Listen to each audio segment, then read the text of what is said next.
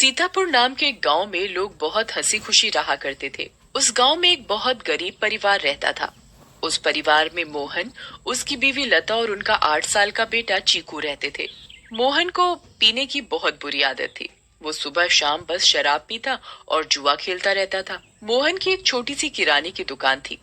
मोहन कभी भी उस दुकान को ठीक तरीके से नहीं चलाता था और जितना भी थोड़ा बहुत उस दुकान से कमाता था वो सारी कमाई शराब पीने और जुआ खेलने में उड़ा देता था।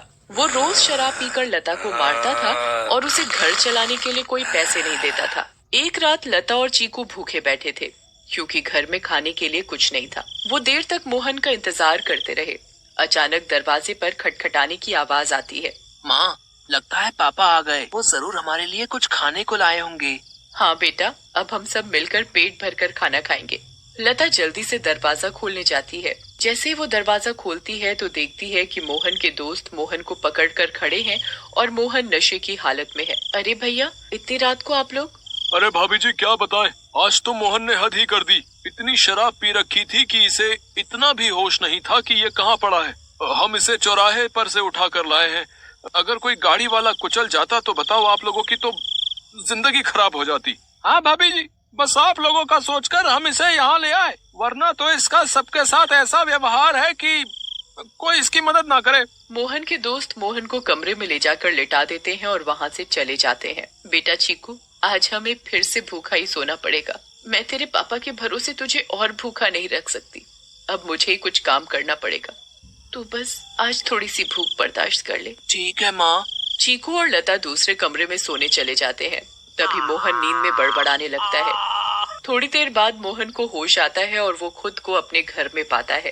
अरे ओ लता, कहाँ मर गई? मुझे बहुत तेज भूख लगी है, चल जल्दी से मेरे लिए खाना लेकर आ। लता बहुत गहरी नींद में सोई हुई होती है और उसे मोहन की आवाज सुनाई नहीं देती। मोहन 4-5 बार आवाज देता है पर लता नहीं उठती। मोहन गुस्से से लाल हो जाता है और कमरे में रखे एक मोटे से डंडे को उठाता है और दूसरे कमरे में जाता है जहाँ लता और चीकू सो रहे होते हैं। वो डंडे से लता को बुरी तरह पीटने लगता है। लता अचानक नींद से उठ खड़ी होती है। बचाओ बचाओ, मुझे मत मारो। मैंने क्या किया? मेरी क्या गलती है जो आप मुझे ऐसे बुरी तरह मार रहे हो? मैं आधे घंटे से आवाज दे रहा हूँ कि मुझे खाना दे दे और तू यहाँ घोड़े बेचकर सो रही है, हैं? ऊपर से मेरे साथ जुबान लड़ा रही है। मोहन लता को बहुत मारता है।